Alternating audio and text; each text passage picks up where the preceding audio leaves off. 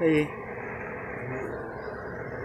Cái lúa, cái ấy đó, đâu đó thì đốt phát cho nó vang ươm liền nữa, các tao báo rồi. Cái cho hả? Cho ở đây.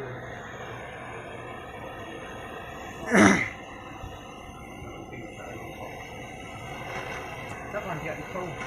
Còn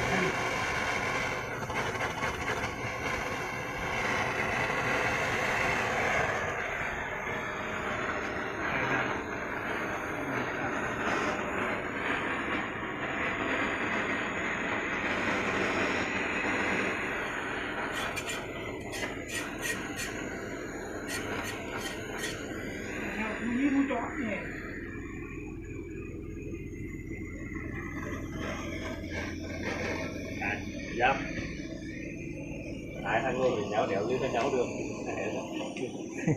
nghĩ giờ nó đưa ra sao được Là sao? kinh đâu mà đưa Tộc sao mà lừa tộc là đồng bào không lừa đồng bào. Đồng bào lừa người Kinh thôi ha. lúa nhiều. đã là cái đưa lại cho sao Nhiều.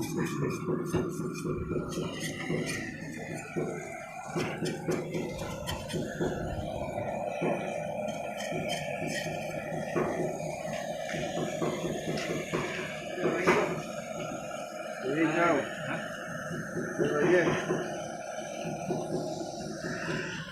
Cái bao là sạch. Tin bao đấy, cố gắng tin bao.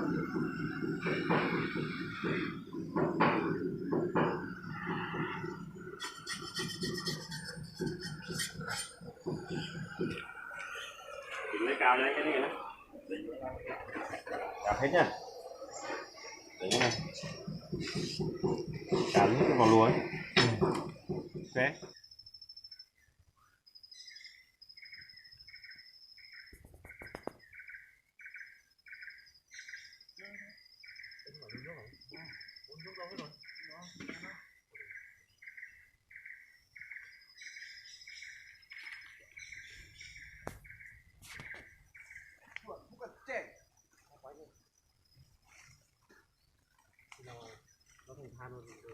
Ôi, đừng có quay nhá. Con Trinh hả? Con Trinh hả? Quay về cho mấy đứa em xem. về mà đưa tao lên cái YouTube này kiếm tiền là mày Ô, lên YouTube có tiền hả? Mình thằng đồng bào không biết lên YouTube kiếm tiền đâu.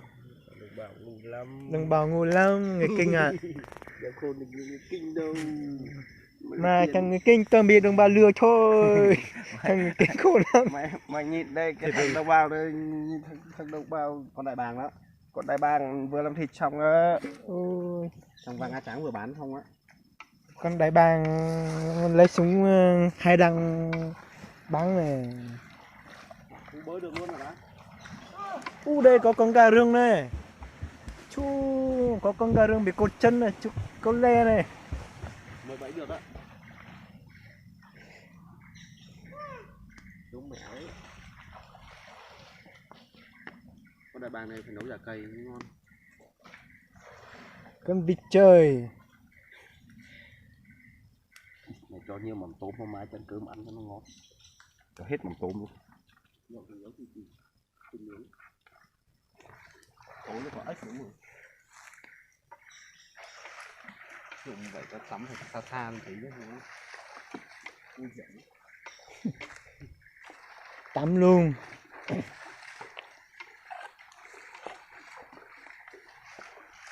Chào đồng bào cái nào. mày nhớ đấy tao sẽ quay mày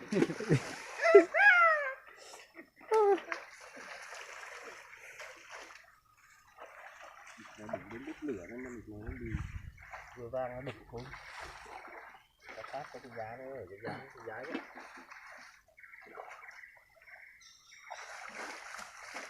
ô cái người đồng bào tung tăng đời lồi như con cá nha thâu quá tôi thâu tắm xuống Tắm như trẻ con ấy.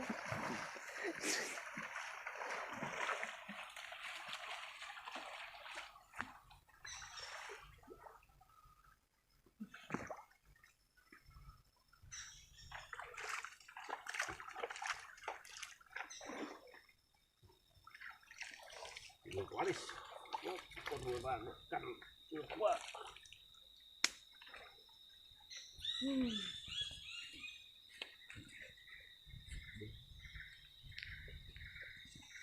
Thách quân luôn nghe. Không không tắc đâu. Mình cứ quay thôi. Nhà nó mà mẹ thanh táo chứ nó có cái món ăn đi là chỉ có để làm những cái món đó thôi. nó có hoa chuối rồi Không, cái mỉa cái ấy chuối, cái đọt chuối nữa cái đọt nòn chuối ở trong này làm gì có bi. cứ quay cái chim cái người nó bông Để em thay quần nữa. Thay đi không sao đâu. Mình không biết lên YouTube đâu. về cho cái người mình xem coi cuộc đồng bào bên này với cái đồng bào bên ta thì coi cái thằng nào nó to hơn Nhưng mà ta là ấy thì lại thích hơn.